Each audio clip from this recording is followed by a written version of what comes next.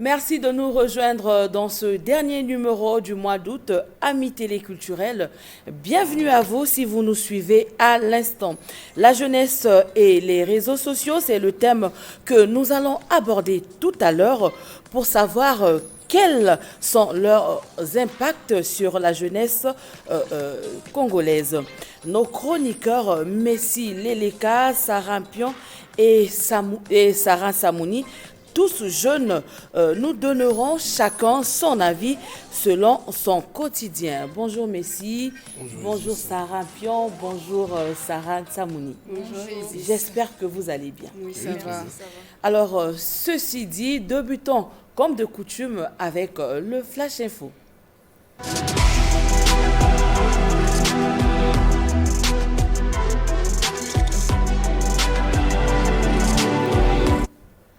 Bonjour chers téléculturels, au Flash Info avec un clin d'œil à la foire internationale de l'artisanat du Congo qu'abrite Brazzaville du 13 au 28 août dernier. En effet, une semaine après l'ouverture, nos reporters sont repartis au mémorial Pierre Savorgnan de Brazza pour constater l'ambiance et l'engouement qui y règne. Le constat est de Désiré Laure et Marina Lutongo. Vêtements, sacs, bijoux purement africains, tableaux d'art, produits de la médecine traditionnelle et produits cosmétiques bio, tel est le décor des expositions au mémorial Pierre Savorgnan de Brazza qui abrite depuis le 13 août 2024 la deuxième édition de la foire internationale de l'artisanat du Congo. Cependant, quelques jours après l'ouverture de la foire, les artisans venus des 4 coins du continent déplorent le manque d'engouement des visiteurs. Dans l'ensemble, ça se passe bien, mais il n'y a pas de clients. Il n'y a pas d'engouement. Selon les visiteurs, ils nous disent qu'ils attendent la paye. Il n'y a pas eu assez de marketing pour la dite foire. Donc c'est ce qui a joué un peu à la clientèle. Les articles ne se vendent pas comme s'en plaignent les artisans, mais cela n'empêche pas les visiteurs rencontrés sur les lieux de louer l'initiative de la FIAC qui valorise le Made in Africa. C'est un grand plaisir. Nous sommes encore en train de visiter. Je crois qu'il y a des bonnes choses aussi, il y a des bonnes surprises. On a vu de loin qu'il y avait la foire, donc on est venu, on a apprécié. Les vendeurs sont vraiment gentils, ils nous expliquent les histoires de leur pays parce qu'ici on a compris qu'il y avait plusieurs pays de représentés. Et ça, c'est bien. Retenez que la deuxième édition de la FIAC pourrait fermer ses portes le 28 août 2024. Au mémorial Pierre Savorgnan de Brazza, notre reporter Désiré Laure a fait la rencontre d'une artisane qui fabrique les pots de fleurs avec pour seul matériau le ciment et les serviettes de douche. On l'appelle Carole Akonzo, images et commentaires. Quand l'art et l'artisanat se joignent sous la magie et l'imagination du créateur, le résultat nous laisse sans voix. Créateur d'art autodidacte, Carole Akonzongato s'est souvent laissé parler par les muses qui lui ont appris une curieuse technique pour fabriquer des pots de fleurs avec des serviettes de douche et du ciment. Pour qu'elle expose ici à la foire internationale de l'artisanat du Congo qu'abrite le mémorial Pierre Savorgnan de Brazza. J'ai suivi un tuto sur YouTube et j'ai voulu essayer. C'est vrai que là-bas, il y a des modèles standards. Quand j'ai essayé, j'ai réussi et je me suis mis à fabriquer plusieurs modèles. Ce sont des pots de décoration. On peut les mettre dans la maison, à la véranda, dans le jardin. Et puis, on peut mettre des vraies plantes, on peut arroser. Quand on aime une chose, après, ça devient facile, la fabrication. C'est pas aussi difficile. On n'a pas besoin de diplôme pour faire ça. Expérience, 6 mois seulement, dans son atelier d'Angoni, dans le département des Plateaux. Ce savoir-faire, cette technique, une première au Congo. Elle veut la partager avec la jeunesse congolaise gratuitement. Bonne nouvelle pour les habitants de Brazzaville. L'habilleur panafricain Dave Osé Le Pagne, qui fermait ses portes il y a un mois pour travaux, vient de réouvrir ses portes. La cérémonie d'ouverture s'est déroulée samedi 24 août dernier à Potopoto sous l'œil de Désiré Laure. La boutique d'habillement Dave Osé Le Pagne fait peau neuve après un mois de fermeture dû à des travaux de réhabilitation. c'était une fermeture de rafraîchissement. La boutique avait besoin d'être réfectionnée. Vu les exigences aussi de notre clientèle, on a voulu rénover la boutique. C'est pour ça qu'on a fermé pendant un mois. Ici, tout est fait de panne, des tissus exotiques venus des 4 coins du continent. Et derrière ces créations, David Brice, styliste et créateur de mode depuis 2017. Pour cette réouverture, une cérémonie s'imposait. Mais au-delà de tout ce décor bling-bling, le styliste évoque quelques difficultés. Bon, dans notre métier, les difficultés sont nombreuses. Nous avons l'approvisionnement en matière première qui est assez difficile. Nous avons aussi le rapport de la qualité parce que on fait une production de masse, il faut avoir de bonnes coutures pour pouvoir produire de bons articles. Vu l'exigence de la clientèle, c'est pas facile. Dave Osé Le Pagne se veut être une marque panafricaine spécialisée dans le tissu africain, comme on peut le remarquer avec ses sacs à main, sandales, costumes, bijoux et autres articles. Musique traditionnelle africaine, source de créativité et vecteur de l'intégration, c'est ce thème que se tiendra du 7 au 10 septembre prochain la 7e édition du Festival populaire et international des musiques traditionnelles Feu de Braza. À quelques jours du démarrage de cet événement culturel, comment se présente le site choisi pour le dit événement, précisément la mairie de Mfilo? Réponse dans ce reportage de Marina Lutongo. 7e arrondissement de Brazzaville, mairie d'Mfilo précisément. Du 7 au 10 septembre prochain, c'est ici que se déroulera la 7e édition du Festival populaire et international des musiques traditionnelles Feu de Braza. À quelques jours du coup d'envoi de cet événement culturel, le site choisi vit sa continuelle transmutation. Nous sommes en train de travailler. Le site est un peu sale et puis on est en train de mettre de l'ordre pour que nos invités, nos festivaliers ne soient pas dessus. Donc voilà pourquoi il y a les peintres qui sont en train de travailler ici et là, et sur les murs. De ce côté-là, tout est OK. Petit ingrédient manquant à l'appel, les banderoles et affiches. Après d'une semaine de ce genre de rendez-vous, ces outils de communication devraient se faire visibles. Pour l'instant, à peine 3 banderoles sur le mur du site jouent ce rôle. Nous, on sort du 15 août. Il y a eu tellement plein de banderoles, on vient sur le sommet de l'Omès et tout cela. Et nous avons dit attendons et puis allons, on se jette. Mais c'est ce que nous sommes en train de faire. Si vous allez dans le centre-ville, vous trouverez déjà les banderoles de Feu de Braza. Tout ce que nous allons demander aux Brazzavillois, aux mélomanes, de venir nombreux le 7 à l'ouverture. La fête va être belle. Toutefois, il est à souligner, lors de notre visite surprise, le comité d'organisation était en pleine séance de travail, avec au menu l'examen des rapports des commissions. Outre les spectacles, Feu de Braza 7e édition prévoit des conférences et formations, du réseautage et un village touristique.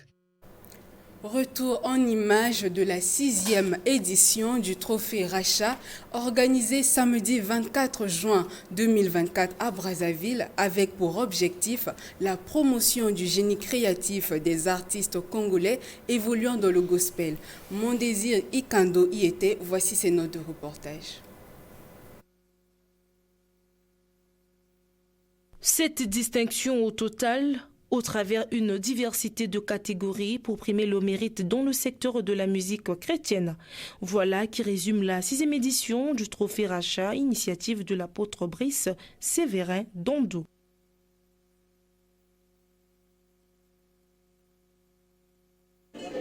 Ça fait plaisir aux artistes. Chaque catégorie avait ses critères.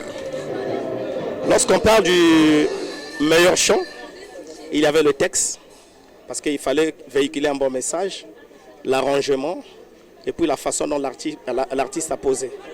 Donc c'est ça. Maintenant, en ce qui concerne le clip, il y a le plan, il y a les différentes scènes du clip et puis la qualité de l'image. Du meilleur clip de l'année à la meilleure chanson, en passant par le meilleur événement ou le meilleur artiste de la décennie, entre autres, les bénéficiaires de ces différents prix se sont exprimés. Un encouragement aussi pour nous demander de continuer à faire un peu plus, ne pas nous relâcher, parce que ce qu'on a fait aujourd'hui, c'est un coup de pouce pour nous dire ce que vous faites, vous êtes déjà sur la bonne voie. Ça réjouit effectivement, mais c'est aussi une responsabilité supplémentaire. Je suis très surpris de savoir que Ça fait plus de 10 ans que je suis encore là, que je me maintiens. C'est quand même par mérite. Je bosse d'arrache-pied et quand c'est encouragé, ça nous encourage de plus belle. Et pour clore cette 6e édition du Trophée Rachat en bonté, la prestation du groupe ILEM, récipiendaire de la meilleure prestation de cette cérémonie de remise de prix. Rectificatif, la 6e édition du Trophée Rachat s'est tenue le 24 août. C'est aussi la fin du Flash Info. Merci de l'avoir suivi.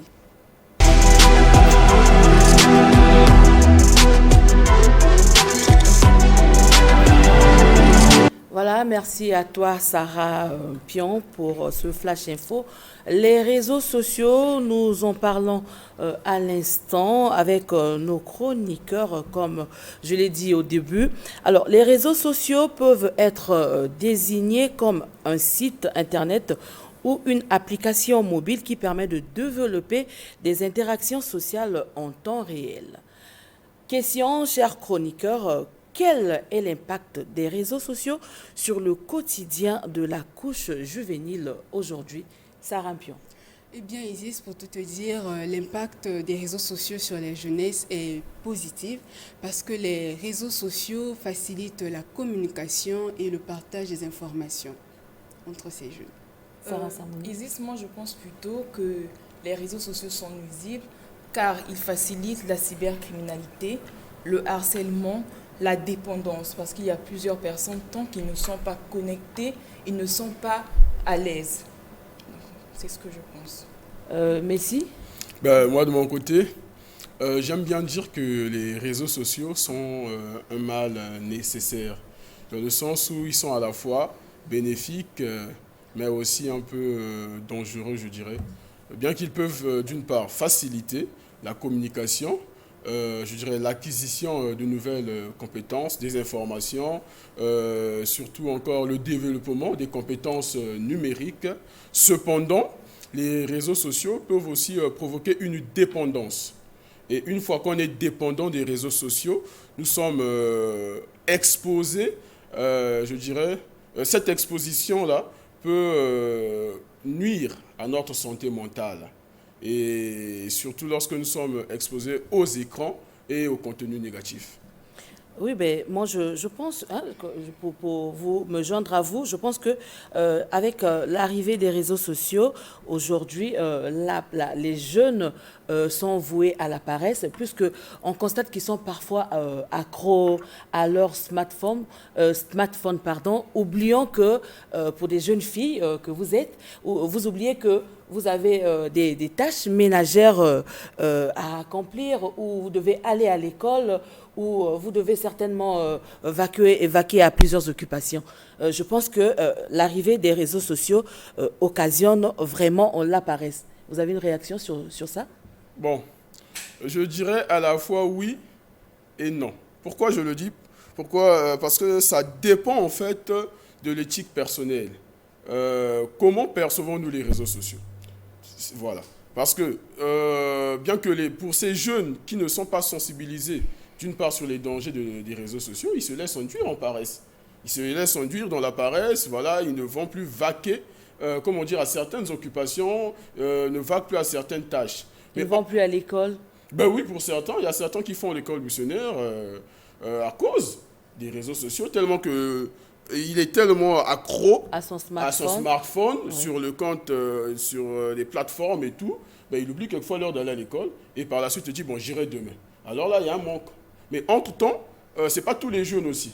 Parce qu'il y a d'autres jeunes qui profitent des réseaux sociaux et notamment ils peuvent rester chez eux, mais ils travaillent. Voilà. Vous avez des réactions? Bien, moi, je reviens sur le fait que, pas forcément, cependant, c'est vrai. Messi Leleka a eu à citer quelques inconvénients avec les réseaux sociaux, mais moi, je viens aussi pour dire qu'il y a aussi de l'avantage parce que ces mêmes réseaux sociaux aident aussi ces jeunes dans leur apprentissage et les permet même d'être plus créatifs également. Moi, je pense plutôt que les réseaux sociaux rendent paresseux parce qu'à l'époque, il y avait des jeunes qui allaient à la bibliothèque pour découvrir des livres, pour bouquiner. Et aujourd'hui, on remarque que les jeunes ne s'intéressent pas à la lecture ni à la peinture. Parce qu'avant, on pouvait se mettre devant un tableau et peindre, découvrir certains horizons, essayer dessiner les images qu'on voit tout le temps, mais aujourd'hui c'est rare de voir parce que quand on s'ennuie, on pense directement aux réseaux sociaux. Donc je trouve que ça rend vraiment paresseux. D'accord. Alors, peut-on dire que les réseaux sociaux sont-ils un atout pour la créativité et l'éducation des jeunes? Tout à fait, Isis, parce que dans l'éducation, déjà, oui, les réseaux sociaux offrent cette possibilité-là à ces jeunes d'avoir accès à des applications les permettant de continuer leur travail en ligne, même quand ils sont à la maison. Ils ont cette facilité-là de se documenter. Donc, dans l'éducation, oui, et même aussi l'esprit créatif en eux, ça développe aussi. Ce que Sarah dit n'est pas faux, mais sur les réseaux sociaux, n'importe qui peut créer un compte professionnel et dire qu'il est éducateur. Et il aura juste à prendre des enseignements et venir balancer alors qu'il n'a pas cette expérience-là. Donc dans ce sens-là, je peux dire que non, les réseaux sociaux ne peuvent pas apporter un système éducatif à la jeunesse. Merci. Les réseaux sociaux facilitent, je dirais, favorisent l'éducation. Parce qu'actuellement, nous avons aussi ce qu'on appelle par l'éducation numérique, où nous voyons les cours en ligne. Mais, entre-temps, ces mêmes réseaux sociaux peuvent encore nuire, dans le sens où la surabondance des informations non vérifiées peuvent avoir encore, distraire l'apprentissage. Donc, je pense que tout dépend de la personne qui utilise. Quel est le type d'utilisation, en fait? Si la personne n'a pas une bonne moralité, elle fera quelque chose de pas bien sur les réseaux. Mais si cette personne a une bonne moralité, je pense qu'elle pourra bénéficier des avantages qu'offrent les réseaux sociaux. Donc, les réseaux sociaux sont en quelque sorte, on dirait, un couteau à double tranchant. Voilà. D'accord, mais quand on parle des jeunes, on voit aussi on voit les enfants, et quand on voit les enfants, on voit les parents. D'accord? Vous êtes d'accord avec moi? Oui. Alors, quelle devrait être la responsabilité ou comment les parents devraient-ils accompagner les jeunes dans l'utilisation des réseaux sociaux? Eh bien, ils doivent veiller. Moi, je réponds en disant qu'il faut déjà veiller à ces sites, aux réseaux sociaux en fait, auxquels ces enfants-là sont abonnés. Parce qu'il y a des applications permettant aux parents de suivre à la loupe ce que font leurs enfants sur les réseaux sociaux. Donc, il faut veiller à ça. C'est vrai d'une part, mais trop surveiller les enfants aussi nuit à leur éducation. Aujourd'hui, dans la société, nous voyons plusieurs filles comme jeunes garçons, tellement qu'ils sont surveillés par les parents. Au final, ils déroutent, ils vont dans des chemins qui ne sont pas bons, par exemple avec l'entourage. Donc, c'est bien beau de surveiller les enfants, mais il ne faut pas aussi exagérer. Donc, moi, de mon côté, je dirais que les parents ne doivent pas être, d'une part, laxistes, mais d'autre part, ils doivent être regardants, mais pas trop regardants et pas trop laxistes. Ils doivent être dans le juste milieu, parce que c'est important, il en va de pair avec l'avenir de leurs enfants. Donc c'est important qu'ils aient un regard assez, judicieux sur les contenus auxquels sont confrontés leurs enfants. Mais après, ils ne doivent pas trop aussi aborder, et sinon, ça devient des problèmes conflictuels, hein, parce qu'à des moments, les enfants rentrent en conflit avec leurs parents pour des petits détails comme ça. Voilà. Alors, est-ce que les réseaux sociaux affaiblissent-ils ou renforcent-ils les relations sociales entre les jeunes en temps réel? Non, moi je dis qu'ils renforcent. Ils renforcent parce qu'aujourd'hui, grâce aux réseaux sociaux, il y a possibilité de maintenir une relation à distance avec des amis qui sont ailleurs que dans le pays où nous sommes trouvés. Les parents aussi. Justement. Et d'élargir aussi son cercle d'amis.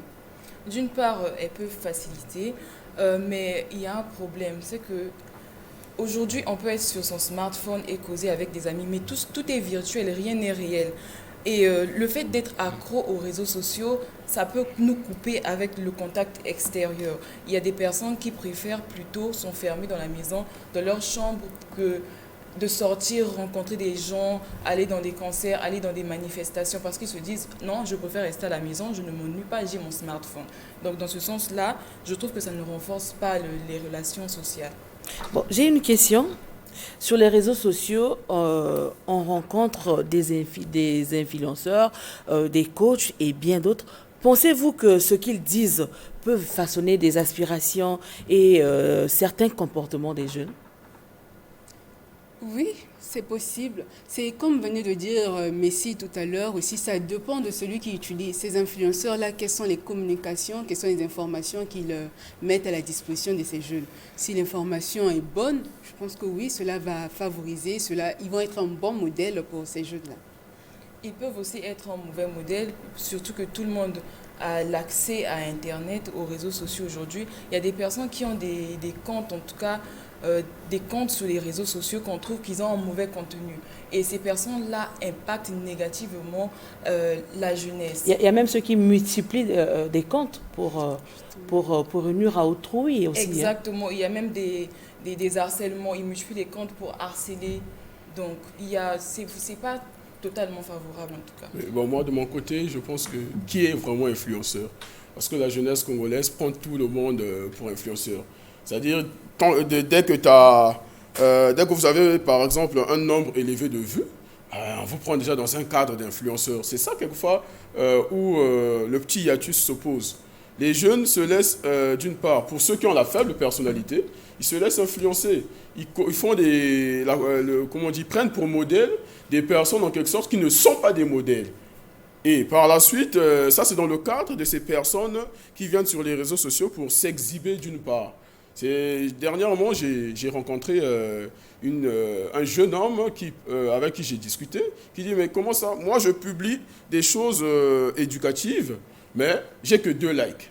Mais j'ai vu le compte d'un jeune homme là qui raconte des histoires pas bien et tout, voilà, qui s'exhibe aussi. Mais il a beaucoup d'abonnés, plusieurs personnes le suivent. Donc, il faut d'abord savoir quel est le regard des jeunes. C'est-à-dire, pour les jeunes Congolais, la jeunesse congolaise, qui prennent-ils comme modèle? Qui laissent-ils les influencer? Je pense que tout se résume là. Et si vous prenez un bon mot, et puis il doit y avoir aussi des restrictions.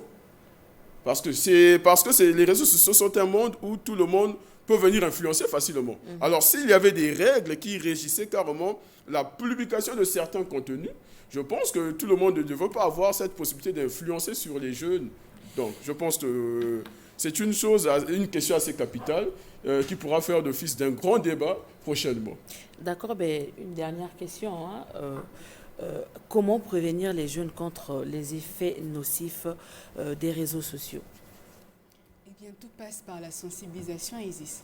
La sensibilisation, les éducateurs doivent sensibiliser, les parents également, et pourquoi pas les médias aussi, en parler tel que nous le faisons aujourd'hui aussi, essayer de sensibiliser là-dessus sur les dangers d'utilisation, de la mauvaise utilisation de ces réseaux sociaux. Mais s'il est le cas? La meilleure des solutions, je pense qu'ici, nous sommes à l'ère du numérique, il faut le notifier, et essayer de pouvoir instaurer un programme éducatif sur l'utilisation des réseaux sociaux. Je pense que cela pourrait permettre une bonne gestion des jeunes, de ces réseaux-là, de ces plateformes-là. D'accord, merci. Nous sommes à la fin de cet entretien. Merci à vous d'avoir réagi. C'est l'heure de cosmétiques et bio avec Sarah Samouni. Et aujourd'hui, nous parlons du masque capillaire, communément appelé bain d'huile. Rebonjour Sarah. Bonjour Isis. Alors, que pouvons-nous comprendre du masque capillaire? Le masque capillaire est un soin riche comprenant quelques actifs pour traiter une problématique capillaire bien précise. Les cheveux subissent quotidiennement des dommages, il est donc nécessaire d'en prendre soin avec un traitement adapté comprenant des ingrédients tels que l'avocat, les huiles essentielles, les œufs, le miel, etc. Quel que soit votre style, perruque, tresse, locks, vos cheveux ont besoin d'un traitement adapté et régulier. Quels sont les objectifs de ce masque capillaire?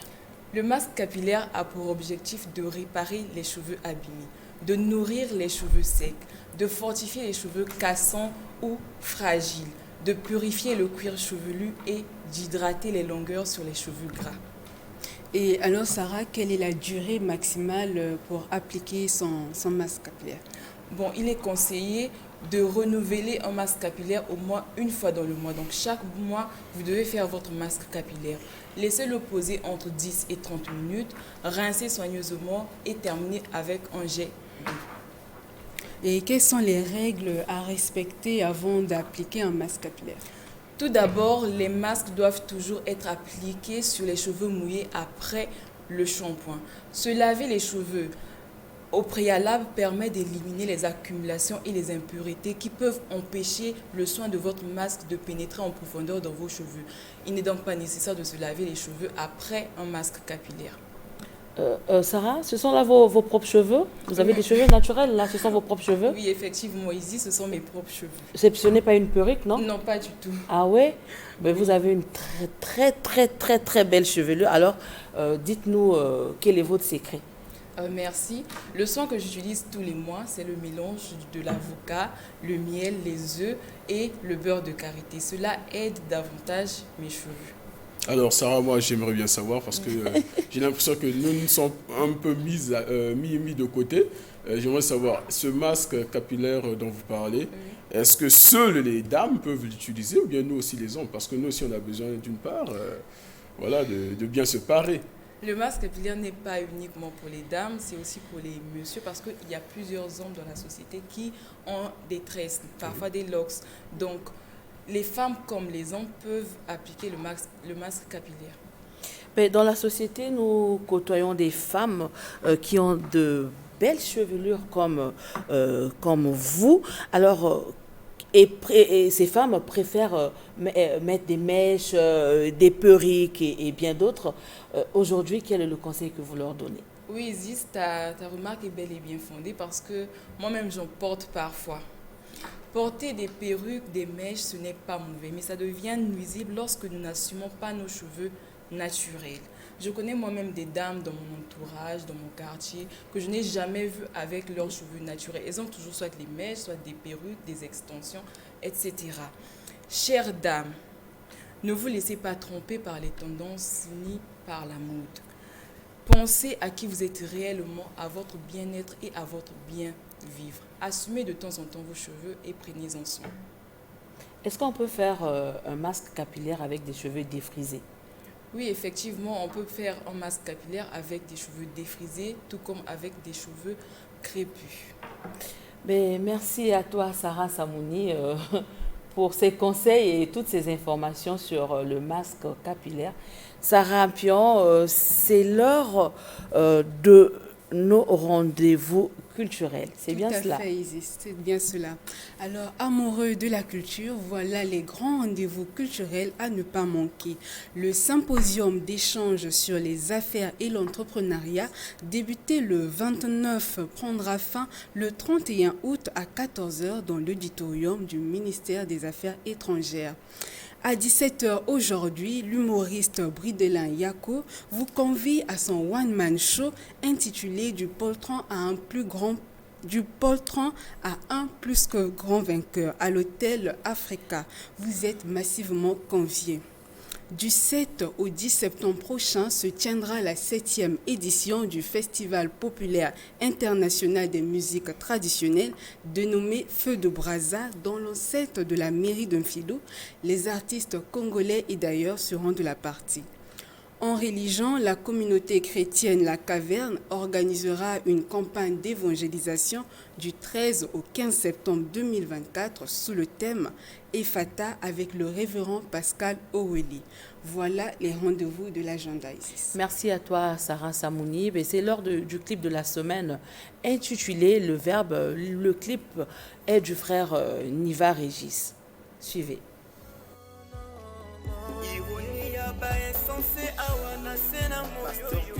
ndeke asalaka te kasi nzambe alesaka ye na mituni izala na ye nani atonga boyanolanga na yeba nzambo na ngai nkolo yesu pesa ngai bwanya ya nyoka lolango na kati ya makombi na yo mokokolo yesu ata bainye nakende liboso ata bafingi natalasala nsima te moninga oyo asalaka na ngai butu tongo mpe pokwa